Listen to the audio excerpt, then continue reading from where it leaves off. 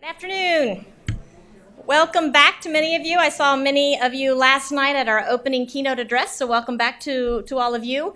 And if you didn't have a chance to join us last night, you missed a great opening keynote, but I hope you'll enjoy the panel discussion today and our keynote address tonight by Patricia Adams from Probe International.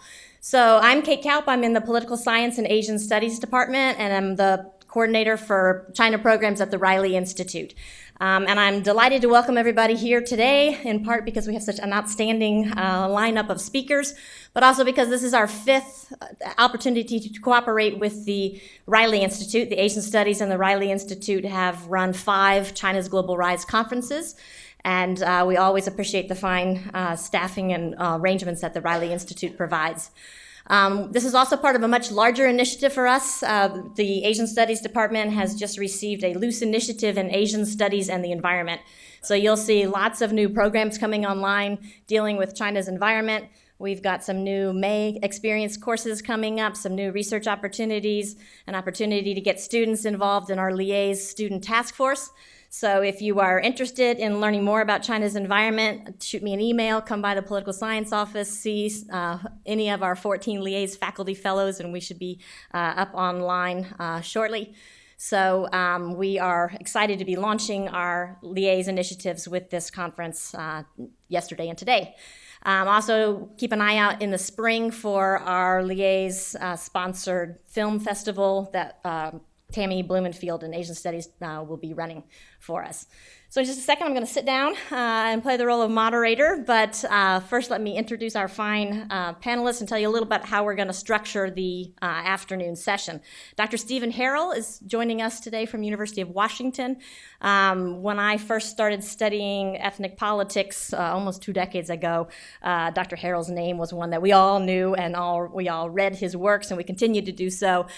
He wears many, many hats, was one of the most respected, not only nationally, but really internationally scholars of ethnic policy and ethnicity, and also a fine scholar now, has shifted much of his focus over to environmental policies and the impact of the environment and its interaction with human societies and communities. So he is professor of anthropology.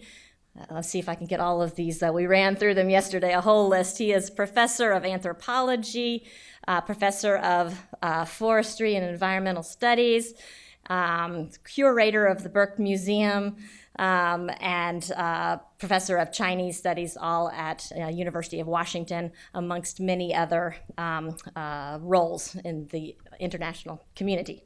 Dr. Andrew Murtha, joined us from Cornell. And I've had the pleasure of traveling to China with Andy, so I'm delighted to have him here on Furman's campus. Really one of the top scholars of Chinese politics.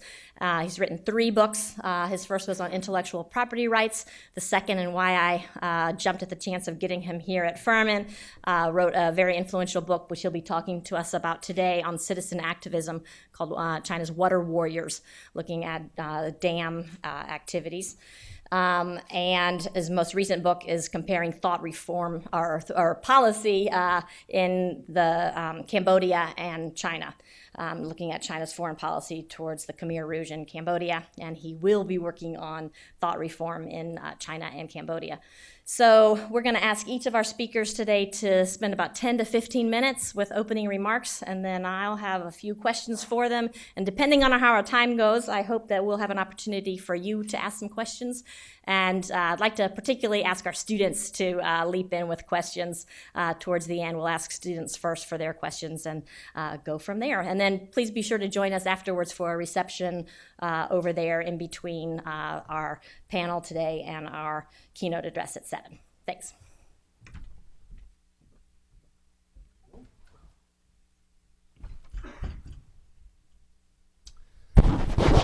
Thank you, Kate. I'm delighted to be here.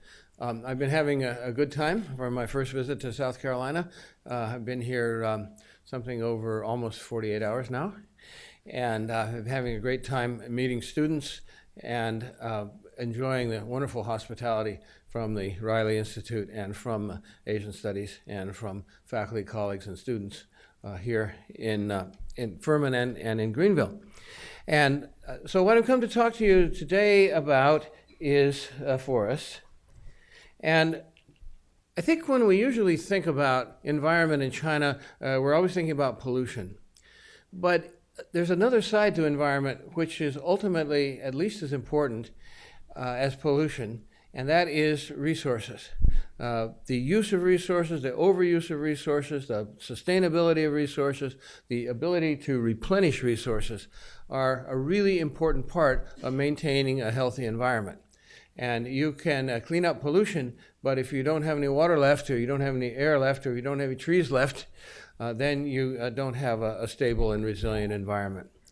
And in China, the forests are one of the most important natural resources, both for the environmental services that they provide and also for the materials that they provide for the economy and for local livelihoods.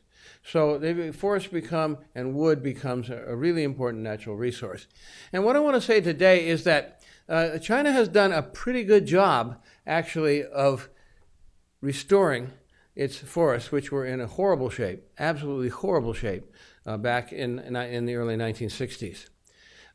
However, they could have done a whole lot better job than they have. And the reasons why they haven't done a better job is a sort of the secondary point to my talk, but it's an illustration of how Chinese policy and Chinese policy implementation, something you heard about last night from Jennifer Turner, go together or don't go together and make a lot of difference in whether the environment is going to turn a corner. Now, I wanted to start out with two quotations here. The first quotation comes from the People's Daily in 2013. The ecological civilization goals contained in the recent report of the 18th Party Congress, which took place in late 2012, strive to build a beautiful China and realize the sustained development of the Chinese nation have drawn the eye of the world. In other words, we're in the focus of the world today because of the wonderful principles and the attention that we pay to environmental issues and environmental cleanup. The second quotation comes from somebody you know who asked me in an email 4 days ago, is the government doing anything right? Well, how do we put these two things together, this beautiful statement and the impression that the government isn't doing anything right, or it's hard to find anything that the government is doing right? And I think what I would like to say about forests is that the government is doing something well, but it's not doing it right. By which I mean that, yeah, they're making progress, and things are a heck of a lot better than they were a while ago, but they have wasted a lot of time and money on doing it wrong. And in spite of doing it wrong, the overall trend has been good. So I want to start out by just giving you a historical table here.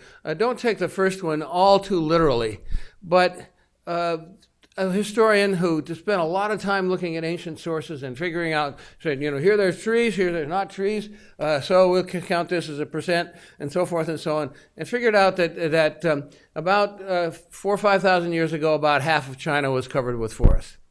Much more accurately, 300 years ago, in the early years of the Qing dynasty in 1700, 26% of China was covered with forests, and this is probably a pretty good figure.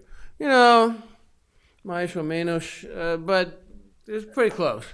And in 1937, the Kuomintang government, the nationalist government of China, actually did a survey.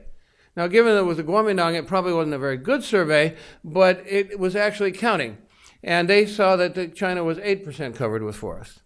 Another survey done by the Communist Party, Rough and Ready, around 1949, the estimation is 11%, went down again in the Great Leap Forward between 1958 and 61. How much it went down, we don't know, because the record keeping in the Great Leap Forward is the worst record keeping in the history of China, since they invented writing, because of the incentive for local officials to inflate their figures to show how they're meeting their quotas, and no check on that at higher levels. But China's about 10% covered with forests by the time the depredation of the Great Leap Forward was over.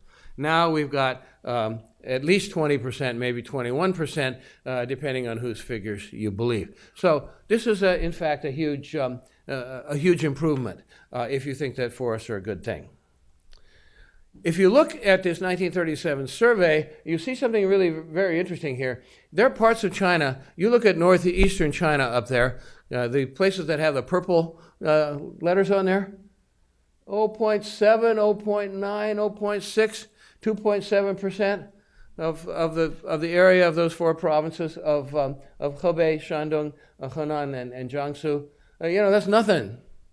You look over in the West, Tibet and Qinghai, that's something different. Those are too high elevation for forests, they're too high and dry. The forests don't grow there naturally, so that's not really a bad thing. But you look at Sichuan, which in the southwest there, and they had 34% forest cover.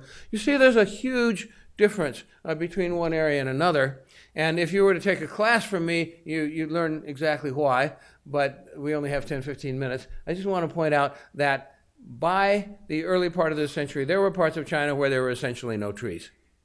Whole provinces where there were essentially no trees. And other places where there was still some forest cover. Now, if we look further ahead in the communist period, the period of the People's Republic, we find rather dramatic improvements here. Right? If we see a low of around 8% of the forest cover, around or 11% in the 1960s. Now we're up to 20%. We look at the standing biomass, as I say, the actual amount of wood that's contained in those forests. It's gone up a little bit more slowly because, of course, when you plant a forest, it's small trees. It takes a while for them to become big trees. You can't plant big trees, unfortunately. But it's a general trend of improvement. Now, the Chinese regime, in thinking about what to do about forestry, they really have three important goals. And as I say there, the goals don't necessarily go together. Sometimes they coincide, and sometimes they're in contradiction. But these, you think about it. You think about being a policymaker and having to make forest policy for a country. You know you need the environmental sustainability, environmental protection. Forests provide clean water. They provide habitat for smaller plants and animals. They provide the protection against erosion. You need forests for ecosystem health reasons. But people live in forests. And people who live in forests need livelihood from the forests. And these tend to be some of the poorest and most remote mountainous areas of China where people don't have many other options. And so, of course, you want to try to promote their livelihood. So how do you make a living from forest? Well, you can hunt, you can gather non-timber forest products, everything from mushrooms to medicines, or you can cut wood. You cut wood for firewood, and in many places that's the only source of energy, and it's a carbon neutral source of energy, I would like to point out. And you sometimes need it for construction. So rural livelihoods are also really important. And you can do some small-scale commercial forestry and not hurt the ecological function of the forest. But China has a huge forest products industry, right? If you have any furniture, chances are it was made in China. Not that that's metal, but that might have been made but if wooden furniture, most of the world's wooden furniture is now made in China. So all of these three goals are all laudable goals. We all need furniture, we all need ecosystem services, and people who live there need a livelihood. However, sometimes they come into contradiction. Particularly the forest products industry grows too fast. It comes into contradiction with the ecological goals. Now, the Chinese government, over the course of the last 50, 60 years, they invested almost nothing in forestry except for tree cutting until 1998. And 1998 is a really, really important time because it's the time when they had the big floods in the Middle Yangtze region, and they blamed these floods on deforestation upstream. We've shown, actually, some of our research group has shown that that's actually not the case. The problem is not deforestation upstream, it's deforestation right there where the floods were. But the point is 1998, they began to take afforestation seriously. Okay, we've got to stop this either cutting down or slow growth of forests, and we've got to aggressively promote the growth of forests. And as you see, starting in 1998 until about 2006, almost all the investment in forestry was in planting trees. And starting in 2006, they started to invest more in forest products industries as part of their economic growth strategy. So this gives you kind of an idea of the if you follow the money, right? Then you have a little better idea than just the nice policy pronouncements about what's happening with forestry. Okay, so planting trees, right?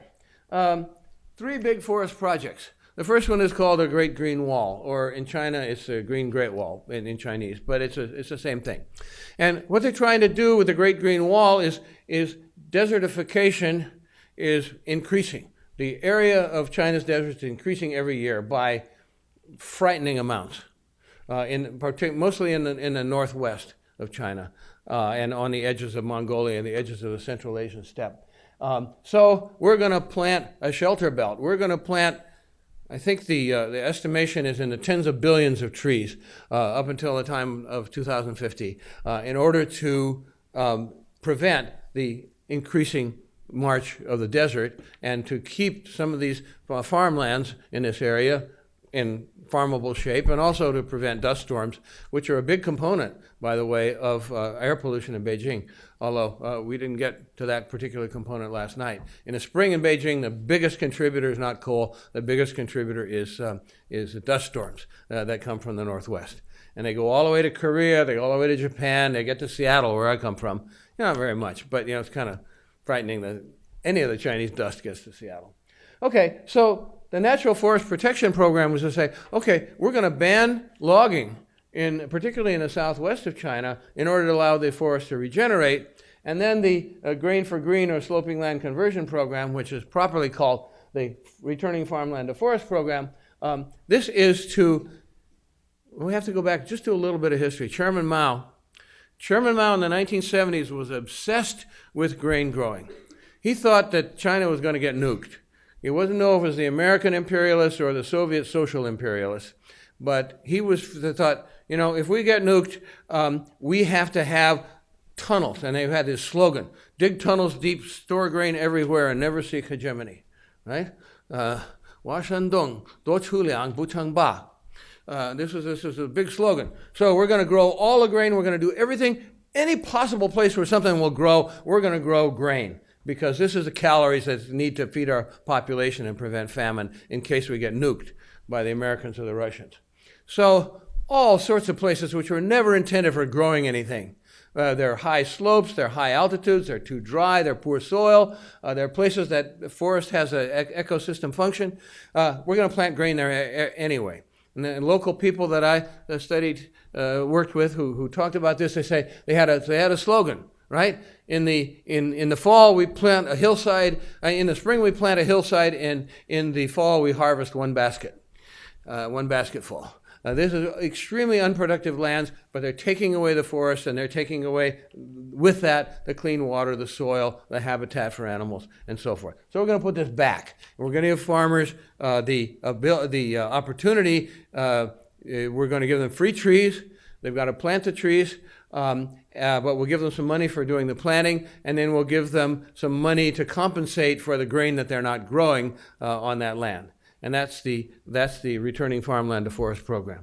So these three big programs, I think we have to understand this in terms of the fact that many people in China who live in these more remote regions who really depend on the forests. And I just want to give you a couple of examples of the kind of people to whom forests are really important, and to whom these programs were proposed. We could give you the opportunity to plant more forests if you will reduce the land that you have under grain cultivation. Nosu people in Liangshan, which is in southern Sichuan, where I work, they use it for firewood. They use timber. They build houses. They get bamboo. They use foods, and they have foods and medicine. For a long time, their livelihood was just as dependent on the forest as it was on the agricultural land or the pastures where they grazed their sheep and goats and horses and cattle and pigs. The Tibetans, In Jiuzhaigou, it's another part of Sichuan province in the north part of Sichuan. Non-timber forest products, lots of mushrooms, lots of medicinal herbs. Some of them you can use, if you're sick. Some of them you can sell, get a little income from selling herbs. For pilgrimage, this is a really interesting thing. There's a pilgrimage around the mountain. It takes 3 days to walk around the mountain. They belong to the Bön sect rather than the Buddhist sect, and so they go counterclockwise. The Buddhists go this way, the Bön go this way. And Tammy tells the story of at Lugu Lake, they meet in the middle and have a drink and then go on in their respective directions. And so anyway, when you go, you take a stick, right? Because it's kind of a rough trail. You walk your stick, and when you come back, you got to leave that stick there because you're not supposed to take anything out. So this is this natural conservation ethic, but this is a cultural value to the forest and the products of the forest. And of course, they use them for lumber and fuel. So when we're talking about these programs, we're not talking about some forest that's off someplace where nobody lives. We're talking about forests that are part of the livelihood of the people, and thinking about these programs and how well they work to restore the rural livelihood. And we did a case study in 3 different areas in Sichuan province, and you can see the province up in the upper left, and you can see about where they are in the sort of western part of Sichuan province. This place, Sanjiang, it really worked. The government gave them a kind of a tea plant, a kind of a holly plant, the Ilex latifolia, which is called the Kuding Cha, bitter tea, and they were supposed to grow this. Whoa, wait a minute. Weren't they supposed to be growing forests? We're not talking about forests here, we're talking about orchards, right? Well, that thing, then there was no market for that. So the villagers, on their own initiative, they went and bought a different kind of a tree, which is also planting sort of an orchard, but it's a magnolia. It's not the kind you have, in all your southern iconography here, but it's a different kind of magnolia, and they use the bark for Chinese medicine, and they planted that. And after 15 years, they expect to have a really good crop from it. It also stabilizes some of the soil. So it didn't work the way it was supposed to work, but it worked, right, in this place. Well, we go to this other place, Yangjuan, it didn't work. They gave them the wrong species of trees, and you see that top picture? That was always a meadow. They planted trees in the meadow, and you can see all the holes where they planted the trees. There aren't any trees. It wasn't supposed to be planted. And anyway, the trees that they're supposed to plant, they were exotic species, and they didn't come in. Whereas their natural forest came in without any government help. The result? Wasted money, wasted time, wasted labor. So, 1-to-1, right? Jiuzhaigou National Park, they're going to replant all the meadows in trees, and it worked. But why do you want the meadows to be forests? Well, you want the meadows to be forests because the Chinese government wants more forests. They want to go from 21% to 22% to 25%, right? But you don't want forest in a meadow. That's always been a meadow. It's been a meadow for 2,000 years, 3,000 years. We have archaeology to prove it. So they never should have done it in the first place. They got plenty of forests there. But they want to raise their quota. So this tells you something about national goals and local implementation. It could have been so much better. It's done good, but it could have been, in fact, so much better. Well, one other thing I want to talk about is exporting deforestation. China has, as you've seen, severely curtailed the cutting of forests and increased its forest cover. But remember that third goal, increase the forest products industry, right? So where are you going to get the wood? You see that they produce a lot less than they consume. Where are you going to get the wood? Russia, right? The Wild East, right? The Soviets of Siberia. The resource, if they don't just have oil and gas, they have that, and they're choking off Ukraine and a bunch of European countries by not giving them oil and gas. But they're sending all their logs to China. Not just Russia. Gabon, Papua New Guinea, Solomon Islands, Canada, United States. We're all exporting logs to China so they're giving furniture and then re-export this furniture to the rest of the world. So what's China doing? It's exporting deforestation. Taking good care of its own forests, could be better, but still pretty good, but they're deforesting poor countries that are way poorer than China, who need the revenue from Either they need the revenue or they can't control illegal logging or a little bit of both. So it's good for China's forest, not so good for Papua New Guinea's or Gabon's or even Siberia's forest. So the report card. Increasing the quantity of forest, you betcha. Over double, right? Preserving the quality of forest, they've planted a lot of crummy forests. Some of them are going to be pretty good, but a lot of them are the wrong species, they're planted in the wrong place and so forth. You count it as forest if it has 20% canopy cover, but it's not necessarily all that good. So I give them a C for that. Sustainable forestry, in many places not bad. I'll give them a B. Enhancing rural livelihoods, yes in some places, not in other places. Some places it's worked, some places it hasn't worked. B minus. Preventing or reversing desertification, no. In fact, there's some studies that show that these trees planted in the Northwest have actually increased desertification because they were planted in places that weren't forest before. They were scrubland or grassland. They put a tree there. What does the tree need to grow? It does photosynthesis, but all it needs for that is air, right? So air is free. But it needs water from the roots. Sucks the water out of the soil and increases the desertification. Not everywhere, but in many places, the trees don't grow, or if they do grow, they exacerbate the problem. So we give them a C on that. Using funds efficiently, forget it. Lots of places where they have you saw my meadow, way up the top of the hill there, that was complete waste. And there's some estimates that in some parts of the Great Green Wall, only 1/6 of the trees that they planted have continued to grow. So they get a D for that. And as far as the world's environment, F. Thank you.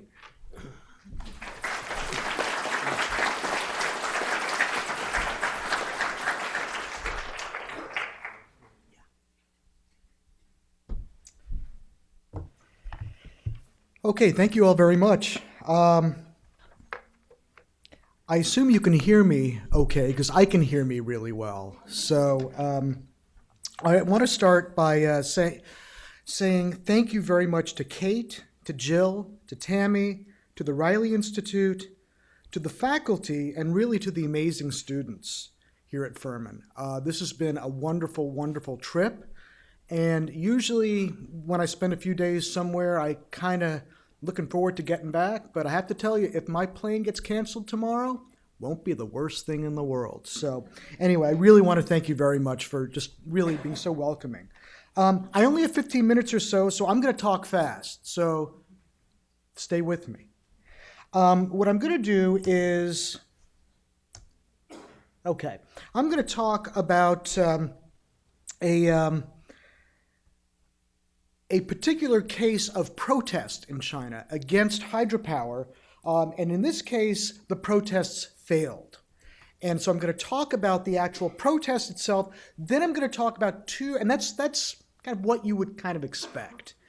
And then what I'm going to do is I'm going to talk very briefly about two cases where similar types of advocacy, bottom-up grassroots advocacy, actually succeeded, and then compare the cases to give some sort of an explanation as to what works and what doesn't work in rural China with regards to bottom-up activism against these big hydropower projects. And for those of you who are interested, Kate wrote in the introduction here that this is one of three cases in this, what she called riveting book, which means that I think you and I need to get out more. And I should also mention that this makes a great Christmas present. So what I really want to do is I want to start with what began as a trip, or I want to start with a trip that I took to Hanyuan County in Sichuan Province in August of 2006. I talked to some of you yesterday, and I was disguised myself a bit as a kind of a clueless, hippie-ish backpacker, because this was a part of the country where foreigners were not allowed, and the reason why is because of the story that I'm about to tell you. In fact, as soon as I arrived in Hanyuan County, this is downtown.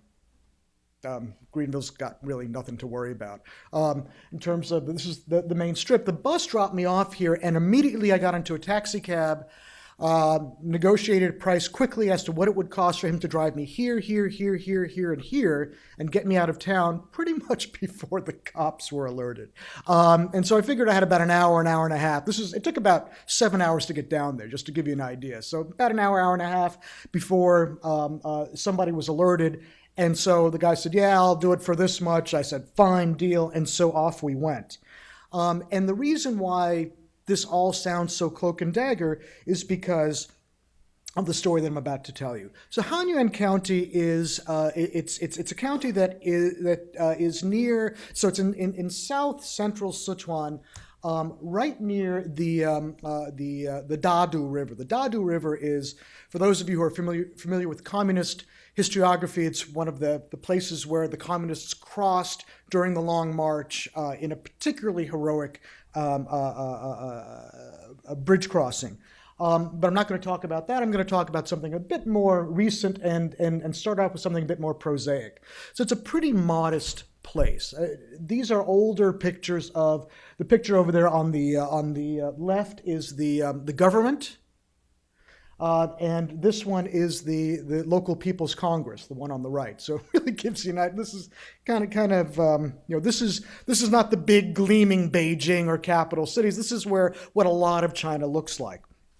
And this slightly more plush is the party headquarters for Hanyuan.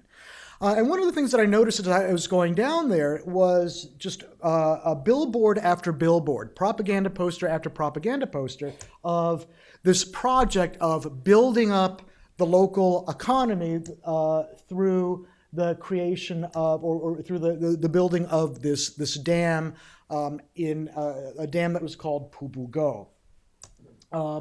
And this is a picture of the dam as it was being constructed in 2006. The dam itself would generate 146 billion kilowatt hours. It would create a reservoir of 44,383 mu. It would bring in an annual tax revenue of 7 billion renminbi, at local taxes of revenue of 1.7 billion renminbi. And at the time, the proposed or the estimated rise in GDP for local citizens was about 20%. These are just some more pictures of other parts of the dam as it was being constructed.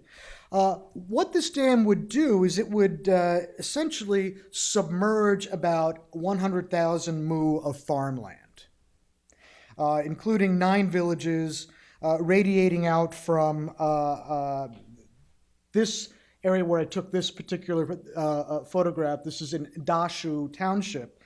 It would essentially require the relocation of about 100 to 120,000 people out of a county population of 300,000. So just between half and 1/3 of the people would be relocated. Moreover, the types of compensation that were being promised or that were being secured for these people were very, very low.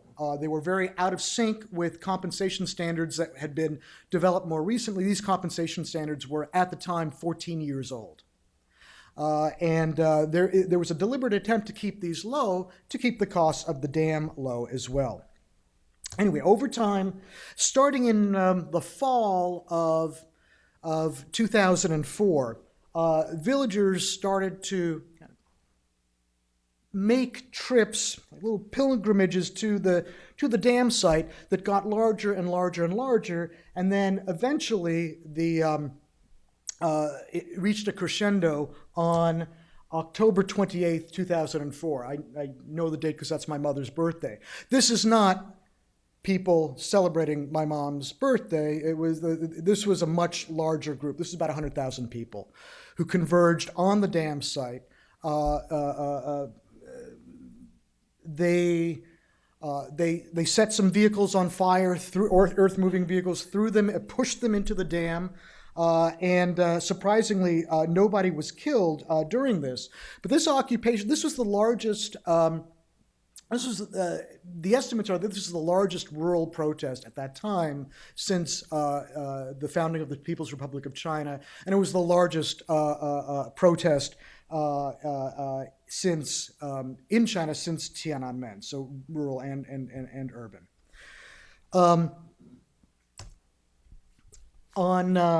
Let's see, do I have my slides right here? Okay. On the next day, on October 29th, 2004, once the crowds left, the shops, all the shops in Hanyuan closed in solidarity with the protesters who didn't want, the protesters were basically protesting being moved and being offered inadequate compensation.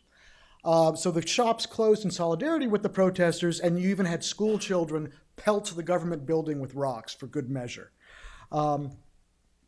As a result, so what you had over the next couple of days is on October 30th, 2004, you had a Wuji Ganbu Hui, or a 5-level cadre meeting in which the government doubled down and labeled the protesters as being a threat to social stability. On November 3rd, you had the provincial secretary, party secretary, a guy named Zhang Xuezhong, visiting, and the protesters kind of converged on the meeting where he was attending, and he had to leave through the back door and crawl through the mud, kind of a little Shawshank Redemption thing going on there. So it was something that he was very, very upset about.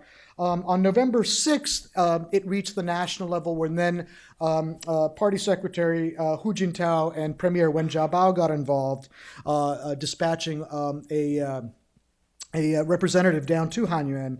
And then on November 8th, there was a Liuji Ganbu Hui, so a 6th-level cadre meeting, including somebody from the national level. In mid to late, and the resolution at that point was, well, we will look into what's going on. We will look into these compensation claims. We will look into, see if we can resolve things. But in fact, what happened was by mid to late November, once the national level people had left town, the provincial level authorities were together with the local level authorities, began to make moves to maintain order and to disregard these central assurances. And from April to June of the following year, that is 2009, you had a crackdown. There was a news blackout pretty much right after the initial protests. And the result of all of this was basically a mass exodus so essentially the people who didn't want to be moved were nonetheless moved. And so these are photographs of the people of their stuff being hauled off in cars and trucks that were sealed by the Public Security Bureau of Hanyuan County. You can see that from the seal there. And these were trucked out to other kind of less what's the word I'm looking for? Less valuable, less desirable land. By the time I got there in August of 2006, big parts of the township had already been abandoned. This is a house with the character Chai on it, which means demolish, and it was full of these. As you can see, it was full of these abandoned areas that were to be demolished and then submerged. Okay, so that is if I stopped here, I would leave you with a very kind of bad taste in you. I can see some of you are looking a little sad, and so I want to kind of just like Jennifer did yesterday, kind of start with something sad and kind of leave with something a little more inspirational. So let me do that. In the same province, at around the same time, or just a few months earlier, you had a very, very different type of outcome. And I'm not going to go into the same type of detail, but suffice to say that there were plans to build a dam here. And within a matter of months, as a result of a few reporters coming down and liaising with some local officials there, they were able to report on the situation. And as a result, this dam was not built. And I'm going to come back to that in just a moment. Similarly, in the case of the Nujiang, or the New River, in Yunnan, which is a neighboring southwestern province, you had the proposal to build 13 gargantuan hydropower stations, and this was halted in 2004. It was restarted again recently, but it had been on ice for about 8 years, which is something that was really quite unprecedented, especially for something of this scale. And here, too, you had the state responding to local activism. And the question, I guess, is why in Dujiangyan and in the New River case do you have the state being sensitive to bottom-up activism, and why in the case of Pubugo the state kind of steamrolled over it? And I'm going to give a very quick explanation. I'm not going to go through all these bullet points, don't worry, but I would like this to be available to you if you're interested, afterwards, so that you can go into it. But essentially, there are three elements that I argue account for the variation in these outcomes. The first is the presence or absence of what are called policy entrepreneurs. Policy entrepreneurs are people who essentially are interested, have some sort of a interest in a particular policy area, a particular issue area, and they look for solutions to problems. In fact, they have solutions ready-made, and they kind of wait for problems to come along so that they can attach their solutions to them. And so they're pretty much they're everywhere, kind of waiting for the opportunity to attach kind of their prescriptions, their goals, their desires, their interests to a particular problem at hand. And that's not just distinct to China. Actually, the term policy entrepreneur comes from John Kingdon, who's a congressional scholar of the United States.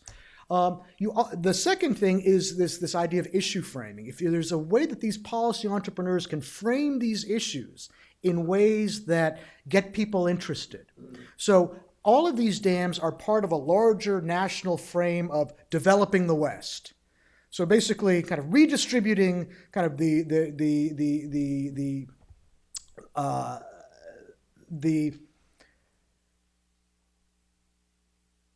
I'm not pausing for effect. I'm really trying to think of the word. To try the benefits of reform. So during the 1990s, it was mostly the coastal provinces that benefited, and during the aughts, the goal was to bring some of those benefits inland.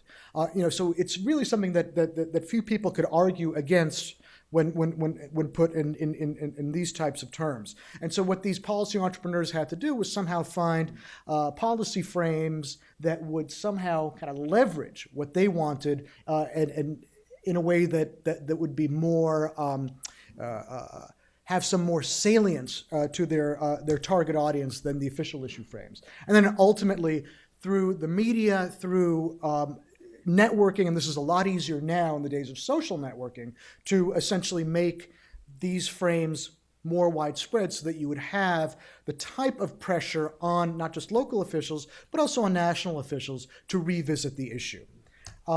In the case of Dujiangyan, what you had was Dujiangyan was and is a 2,200-year-old irrigation project. So it's something that was around since the Roman Empire, and it's something that still pretty much functions. And it's something that is tied into China's cultural heritage. So what the policy entrepreneurs, in this case journalists and local officials in Dujiangyan, that did not want to see this dam be built, they basically argued that to build the dam would destroy China's cultural heritage. This became national level news, and as a result, created the types of pressure necessary to have the leaders revisit the issue. In the case of the Nujiang, you had a similar thing going on, although it was far more complex because you had policy entrepreneurs on both sides of the issue. Nonetheless, this issue was framed on the part of the anti-hydropower folks as threats to cultural, social, and natural biodiversity. And that's something that also had a fair amount of traction. And then in the case, and this is the last point I'm going to make, I want to make it short, I want to make it sweet, and I'm going to make it in all caps. That is, in the case of Pubugo, you really didn't have policy entrepreneurs, because you had a news blackout, and it became very clear early on that because this activism pretty much began as a big protest, that all bets were off. Because the issue frame at this point was no longer development, It was no longer this idea of compensation and resettlement, but it was rather the issue of social stability. And that, in China, still tends to trump everything else. So essentially, in Pubugo, because of the nature of the protest and because of the subsequent lack of these other elements in the picture, the goals of the anti-dam forces were pretty much undermined before their activism even began. And so I'm just going to leave it at that. Thank you very much.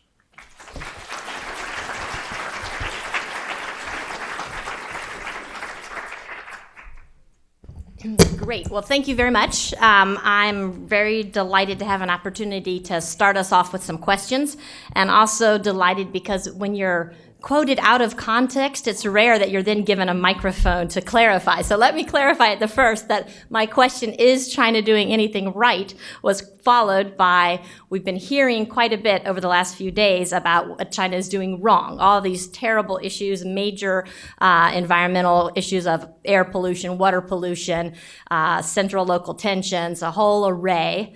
So as we have been hearing what China is doing wrong, are they doing anything right? Because I want to be sure to give the audience a chance to hear what they're doing right. So I'm not going to pose that question right now. I'll save that for a little bit further down. But I do want to clarify that I wasn't suggesting that China is doing everything wrong. So let me start off by saying, or posing a question. Both of you talked about national policies having trouble being implemented at the local level.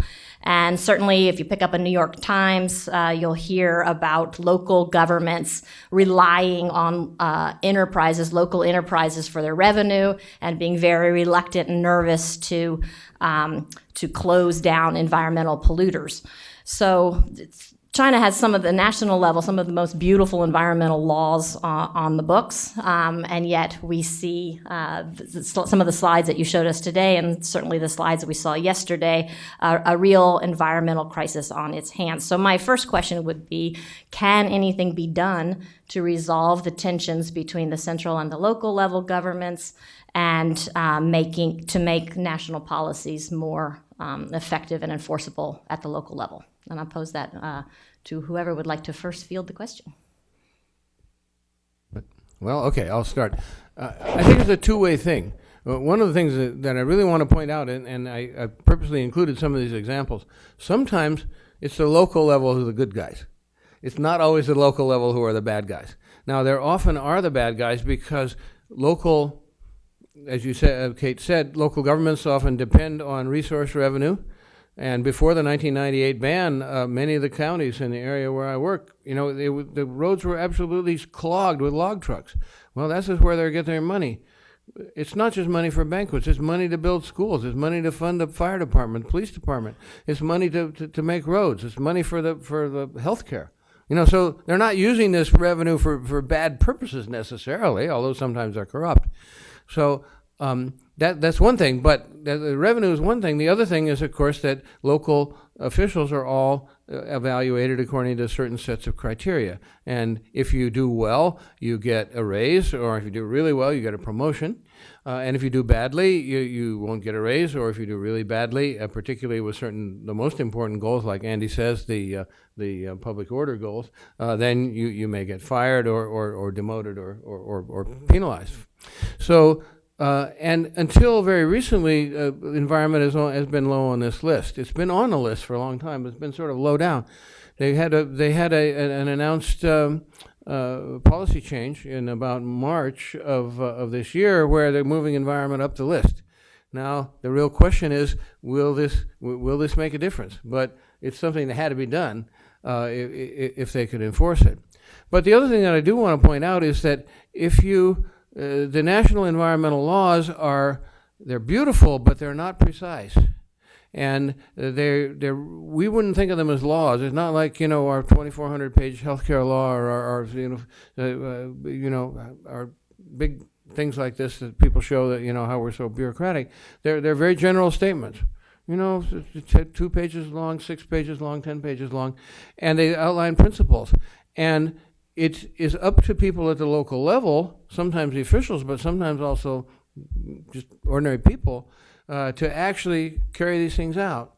So I guess it's a question of how do you make the local officials responsive to environmental concerns in ways that will advance their career, while still giving them enough flexibility to adapt these things to local conditions. Because I have a lot of cases where, they're not adapted to local conditions. They planted the wrong trees. Well, if they had to choose their own trees, they probably would have planted the right ones, or at least they would have had a better chance. So it's a two-way process, and it's very complicated. I would pretty much agree with everything that Steve just said. I'd just add, one or two things. First is one way of possible, this came up in the class today, that one way in which to help make the environmental parts of the cadre evaluation system, to give them a bit more teeth, is to make them more observable in terms of their results. So a lot of environmental types, a lot of issues involved in the environmental policy area are things that can't necessarily be measured or can't be measured short term or immediately or particularly precisely. And those are particularly so things that cannot be measured precisely, things that can't be easily quantified, are precisely those things that cadres kind of brush aside because they can't demonstrate to their superiors, hey, look at what I've done. So, for example, if it's the one-child policy, they can say, look, this is how few children we had. Or if it's social stability, this is how many protests we had. None. Those are things that are pretty... But when it comes to other types of things like livelihood issues, so if people's livelihood is one of the indicators, well, how do you measure people's livelihood? It's not something that's readily, it's not something that's obvious, and it's not something that can be obviously transmitted to superiors. So that's one thing. The only other thing that I would add there is, in a lot of these areas, we see more and more the negative economic effects of continued resource degradation. And as a result, you either through the initiative of some of these commercial entities, or sometimes on the actual initiative of these local officials themselves, quite apart from whatever Beijing would want them to do, you have a sense that they understand the importance of doing something. And that's where this kind of ambiguity of the laws comes in, because it provides them the type of wiggle room necessary to do the right thing. So very often we look at Chinese laws and regulations and we say, that they are ambiguous, they are somewhat, they leave quite a bit of room for interpretation, and we automatically see that as a negative thing. Well, there are a lot of negative things that are associated with it. But on the other hand, with a country as big as China, and with as much variation as China has, little ambiguity is precisely the kind of grease that you need to grease the wheel of the ship of state. I wanted to add something which comes directly from Andy's example, which is about compensation. 'Cause in a certain sense, compensation is a big danger if you have environmental goals.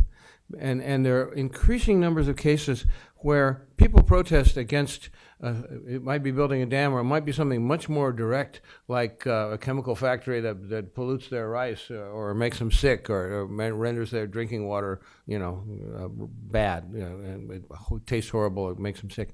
And it's so often that rather than correct a problem, local governments, or sometimes higher governments, come in and provide the funds for this, like provincial, usually not national, and they say, well, we're really sorry that you have this chemical factory here, and it's ruining your water.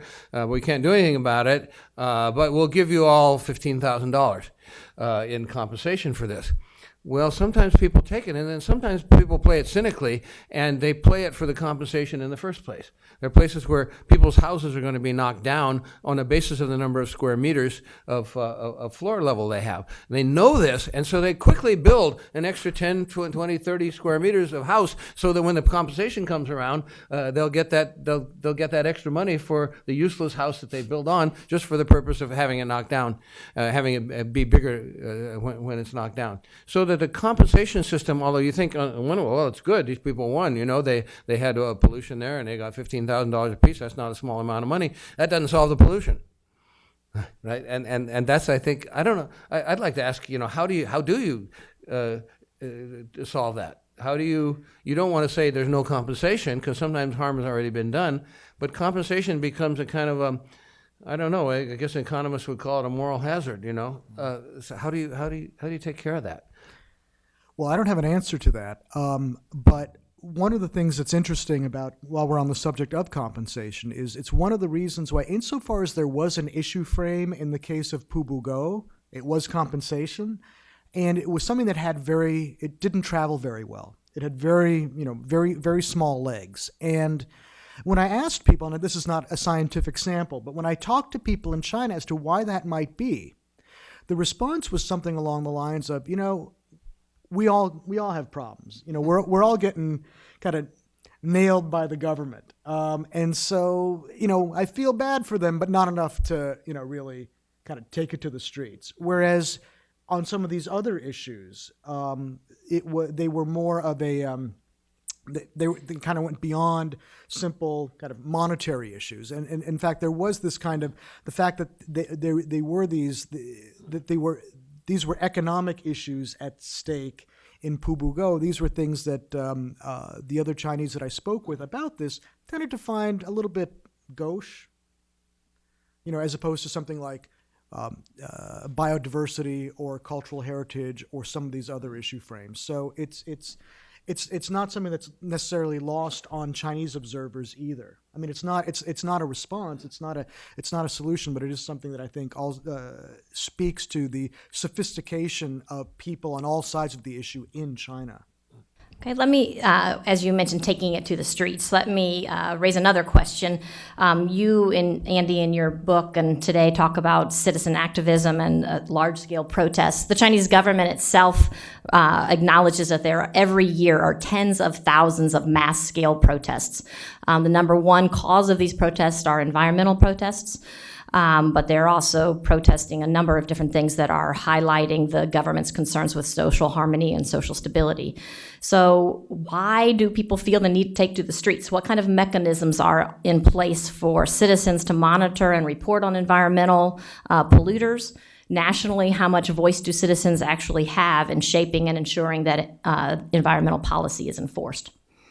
And maybe the last related question on that is how dangerous is it for citizens working on environmental issues in China to raise these questions either at the local or the national level? Well, let me take the last question first, because, and this is going to be a very frustrating answer, but hopefully as I kind of talk a little bit more about it, it'll be a little bit more satisfying. It depends.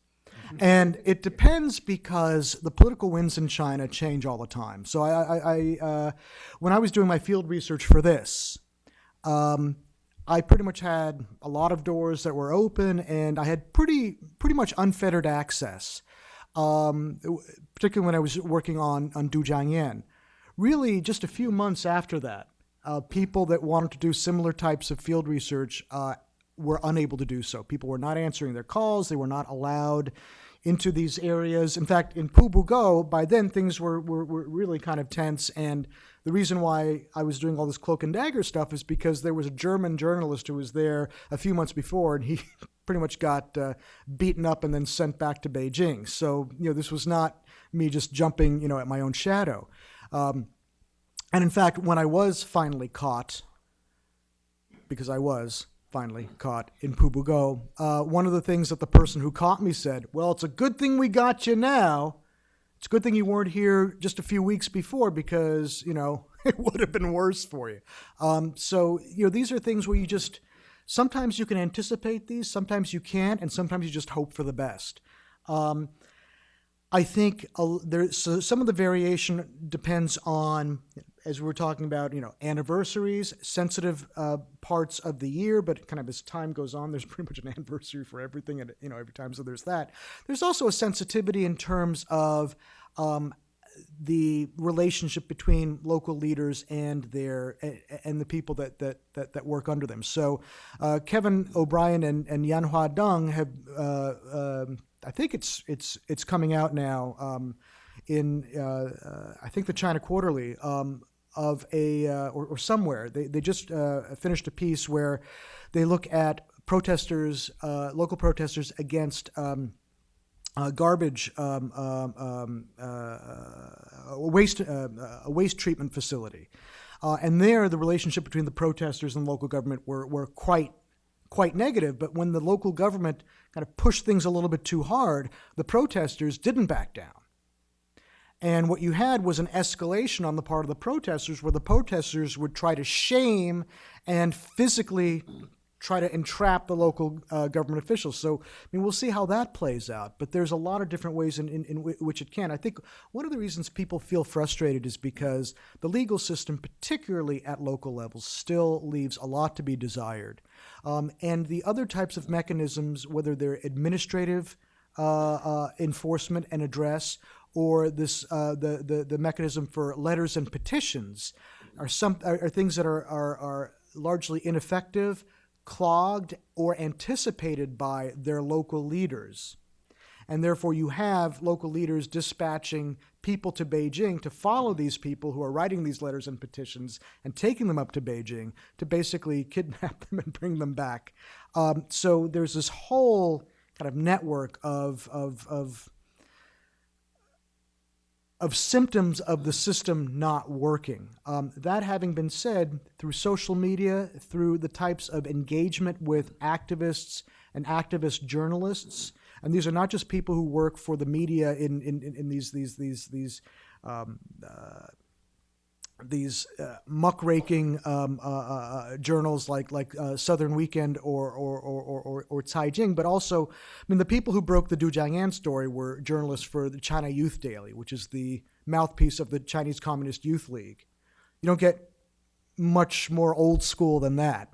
So in being able to liaise with those types of people, they're able to bring their local grievances to a larger level. The last thing I would say is that you do have people at the national level, both within the government and outside of the government, that are, with varying degrees of success, able or unable to link arms with what's going on locally. And you tend to have very often you have situations that, like that which I outlined in Pubugo, where you had national people who were sympathetic to what was going on. But once they went home, once they went back up to Beijing, local leaders were able to circle their wagons again and do what they felt needed to be done locally. So this is something that it's an ongoing work in progress. It's very messy. It's very ugly. There are places where you see success. There are lots of places where you see failure, and it's not yet clear to me systematically what might lead towards one outcome versus the other. I just want to add that environment is in much better shape than a lot of other issues as far as public dialogue.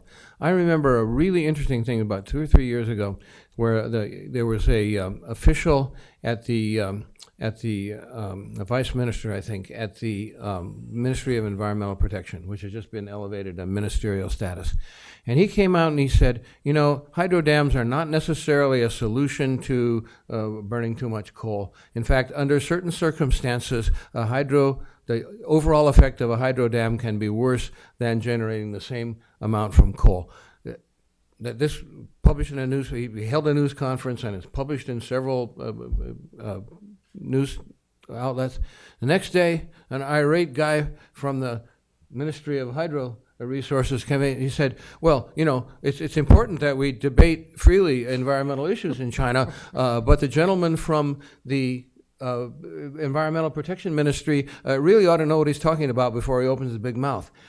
Well, this is not sort of polite hedging around kind of thing like you do against certain sensitive issues. And because if you think about an issue like ethnic relations, Well, ethnic separatism or greater ethnic autonomy, that's off the table. You can't talk about that. There's nobody in the central government, or there may be, but they're keeping damn quiet about it, who's thinking that Xinjiang and Tibet should be, federal and more, or let alone independent. If you think about multi-party democracy, that's off the table. You can't talk about that. But you can talk about the environment because the goal of the central government is to stop this mess and to turn the aircraft carrier around. So it gets interfered with by local interests. It gets interfered with by, like you say, the policy shifts. But basically, it's an issue that the central government wants raised. They don't want it raised in certain ways that are going to threaten their power, but they still want this issue raised. They don't want the issue of ethnic relations raised. They don't want the issue of multi-party democracy, free press, and the internet censorship. Don't want those things raised. But environment is a little bit trickier. So if you don't run into specific people's specific conflicts of interest, you can really do a lot. And local protests, I think, in some ways, I think there's people sitting in central government who want more local protests because it gives them ammunition for trying to implement their environmental laws. The point is, they don't want it to the point where you start making national links and you get a national movement because that can threaten the party's singular rule. And that's really an important point that for a lot of national leaders, knowing when protests take place, knowing the size, knowing the causes, this is all really useful information. So the folks in Beijing have a dearth of credible information, particularly when it comes to things that are going on in China. So in many ways, they, again, within kind of the parameters where they don't upset the apple cart of social stability, having this information that people are upset and why they're upset helps point them into forging the types of solutions that are necessary, or providing the type of pressure so that the solutions that are already on the books get implemented better. We were running close to being out of time, so let me just ask, many analysts, I think, look at the mechanisms that are in place in, say, in the United States or in Western Europe to help protect the environment, things like a free press that can report on environmental issues, rule of law where people can take the violators to court and seek redress, a system where the leaders are held accountable, and so corruption and manipulation of the compensation mechanisms are not as much of a problem as they are in China. Again, the tensions between the central and the local, I think, continue to plague the regime. Can these type of environmental concerns and China's current environmental crisis, if you will, can they be addressed and resolved, do you think, under the current regime? Well, Andy probably have more to say political science, so I'll sneak in first. No, because they couldn't be resolved under any regime. And democratization wouldn't make a short-term difference. It might make a long-term difference. I think Pat's going to talk more about that later tonight. But no, the regime will have to change several times before we see dramatic improvement. Now we have this sort of idea of the environmental Kuznets curve, where as the early stages or middle stages of economic development, the environment gets worse. You look at L.A., you look at Pittsburgh, you look at Eastern Germany. Even before World War I, those things were horrible. And then as people get richer and they start caring more about this, and you develop things like energy efficiency, not necessarily for environmental reasons, but for cost reasons, or both, then the environment naturally turns around. But I say no, not under the current regime. Now, to what degree absolutely free speech would help? I think it would help a little. But I think in the democratic countries, environment didn't start to turn around until you reached certain levels of public consciousness and certain levels of economic development. So it may not be that much of a regime problem. It's a little bit of a regime problem, but I think it's mainly an economic development problem. I'd hate to agree on such a pessimistic note, but I think I'm forced to. I think there are some. I think there's some bright lights, maybe. kind of pinholes, maybe. So one of the interesting things is that in the West, the citizens' interest in environmental issues and quality of life issues, these are things that actually, according to modernization theory, occur once you've reached a certain level of economic development. What's really interesting is that in some of the most backward parts of China, we see those types of interests on the part of the citizenry. So in a sense, it's actually proceeding kind of where it should be, at least based on modernization theory. So there seems to be, I think, a real growing sense among the citizenry of the importance of environmental issues in places where you would not necessarily expect it to be the case. And it seems that, and it's unclear as to what type of outcome this would really, this is all speculation, and I'm really the last person in this room that you should listen to about, well, what do you think is going to happen in China? Because I just, I can maybe explain what happened, a bit, loosely, generally, but in terms of predicting the future, your money is better spent on anybody but me. That having been said, one of the things that's going on right now in China is you do have a really gargantuan anti-corruption campaign that's going on that's also being undergirded by some really potentially far-reaching structural institutional changes. And what you're seeing is you're seeing a number of government bureaucracies that are charged with things that usually the party has been indirectly involved with, being brought under the supervision of newly formed party bodies.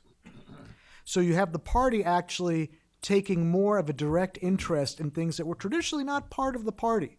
And insofar as part of the problem of the environmental problem has to do with corruption, again, that's something that's, it's one part of a very, very large and complex puzzle. Maybe that's something that will be mitigated somewhat by this movement.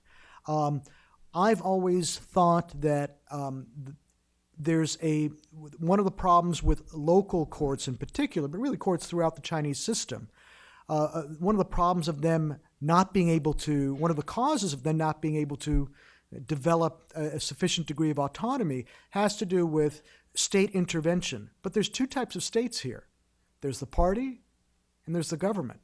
My sense is the government messing around with the courts has more of a negative impact than potentially the party's intervention in the courts. Now that's a controversial, I'm not gonna bet the mortgage on that. But if that's the case, then again, what we're seeing here might have some sort of, again, indirect effect. So it's really what I can say with a fair amount of confidence is that we're not seeing China settle into kind of the same old way of doing things. We're seeing something that, for better or worse, is really something that's quite different from the way things have been unfolding, at least over the past 10 or 15 years. And the outcome might be disastrous. The outcome might be surprisingly positive. Likely it's somewhere in between, but it'll be different than what we've been seeing up to this point. And I think that's something to, a place for us, an opportunity for us to see kind of what works and what doesn't work. And for those of us in the social sciences to test some hypotheses, and for people in the policy area to experiment with ways of improving governance in China. Great. Well, thank you very much. We have 2 days, as you know, to look at this very complex set of issues, and we really need at least 2 weeks, arguably 2 decades, to get at the root causes and then jump to possible solutions. But anyway, you gave us a good start. And rather than leaving time for one or two of you to ask questions, I'd rather leave it time for all of you to come and ask questions in the reception before we hear from our concluding keynote speaker, Patricia Adams, at 7 o'clock. So thank you very much for coming, and we'll look forward to seeing you shortly.